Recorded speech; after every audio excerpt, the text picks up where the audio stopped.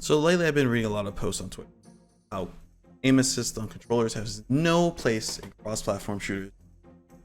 So let's start with why this is an issue in the first place.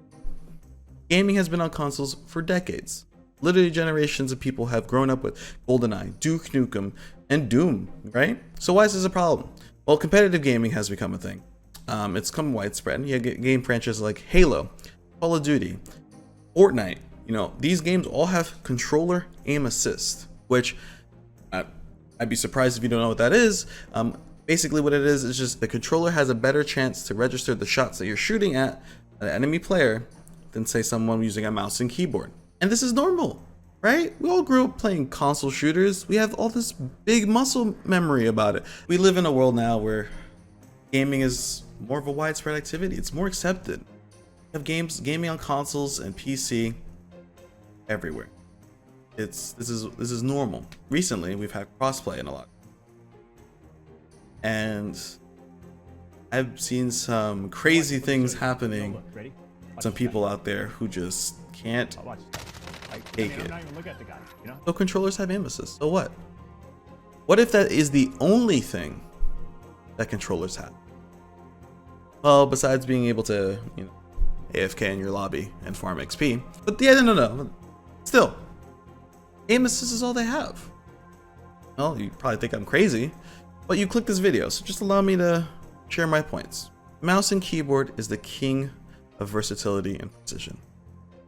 You can refine your setting to such a degree to the 10th, 100th, 1000th decimal point. You think I'm joking, but I'm not. That's in-game. Out of game, there are DPI switches right here. This can increase or decrease the amount of space you need on your mouse pad to say make a 360, make a flick. That is a lot of precision, a lot of power that you have as a gamer. So why am I bringing this up? Well, controllers have in-game sensitivity. They even have, dead zones now, acceleration. But it pairs in comparison to the amount of precision and utility that mouse and keyboard players have. Mouse and keyboard players even have sense converters, which allow you to take your sense from one game, put it into the converter, and it spits out another sense for another game, so that way you don't lose any of your muscle memory. You aim exactly how you know you want to aim. As far as I know, controllers don't have that. They play a different controller game and the sense system is slightly different. Oh, your muscle memory is probably fucked for a little bit. Probably can't go back and forth between. So, sensitivity. Okay, great. So I can move very accurately. So what? I'm still going to lose that aim duel against that controller player, right? Well, what if that's not your role? What if you use a mouse and keyboard player, you shouldn't be the aim dueler. You shouldn't be the entry fragger. You need to be the scout. What does that mean? Scout. TF2? No. I mean gathering information for your team. What if, let's say, popular game mode franchise right now, Battle Royale. Go around, loot stuff, looking for items, looking for the best guns so your chance to win. But right as you're about to go get the nice sick weapon across the room, there's a guy sitting in a corner. Pops you, takes all your stuff. That's it. Time to go again, I guess. But you hate the fact that if you just had looked in the corner, got that guy, maybe you could have killed him before he. All right, let's take that scenario right here. Side by side here, I have on the left side, controller player, right side, mouse and keyboard player. Their only task of these players is to go in, scout the room, check the corners, see if they can spot an enemy player. But as you can tell, right away, mouse and keyboard player was done, right? They could have had a snack, picnic, maybe invite some friends over by the time the controller player was done. A lot of these games have short TTKs. That's time to kill. That means how fast it takes for a player to kill another player if all their shots hit. The difference between these two times is longer than a TTK. The controller player could have died almost twice over by the time the mouse and keyboard player finished. But you talked about scouting, sir. What does this have to do with clearing rooms? Well, let's say 4v4 base map. Mouse and keyboard player has the high ground. Not only spots the 4 enemy players, communicates to their team where they are, where they're located, and can actually put shots on more than one player at a time. Because with no aim assist, they can seamlessly transition from one target to the other, no downtime. So yeah, communicate. You're the scout. You need to communicate with your team. Call out the enemy position. Put shots on them. That's your role as a mouse and keyboard player. So another thing we don't often talk about, survivability. Have you ever been in a scenario where it was the last kill to win? You were about to get the kill on the last enemy and your teammate died. Horrible situation, and the only thing you could think of is, oh my god, why couldn't you just have lived a second longer, right? What if I told you that mouse and keyboard have a greater degree of control of their hitboxes? What does that mean? Well, that means exactly what it sounds like.